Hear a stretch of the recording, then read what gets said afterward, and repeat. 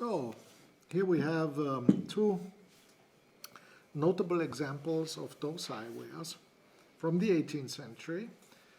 This is someone put this little top here carved from hardwood, but this is probably 20th century.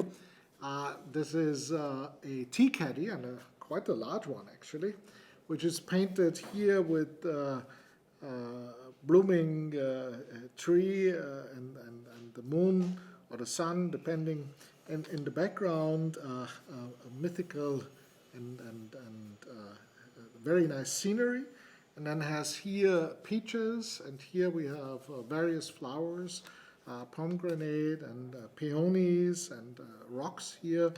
And here the side also with Qilong and Makara designs, and the base unglazed, of course, with an old label from a company in Stockholm, Ancient Art, number 178, which is the earlier provenance.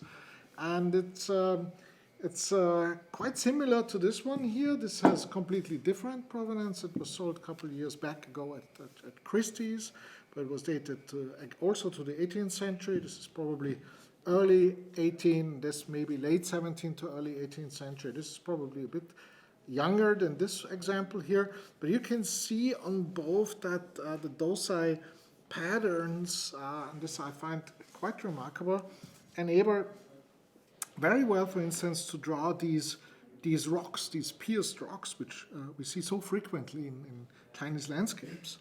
There's here again one, and here, and also these palm trees here, and then some ways to enhance the design with yellow and iron red colors.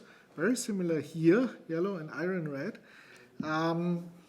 And this is what makes this pattern so unique in the 18th century, because you can paint very, very fine detail in cobalt blue under the glaze, then add even finer detail in iron red, and then enhance the whole design with additional colors in green, in various tones of green and yellow. And this gives it its unique and distinct appearance, which I think, I mean, we know has always been very sought after and appreciated by scholars and collectors, both during the period, during the 18th century, up until today, of course. And we see, for example, here's a vase that is quite large. It's 39 centimeters, so that would be this size. It's a pretty large example, obviously very expensive, 130,000 euros.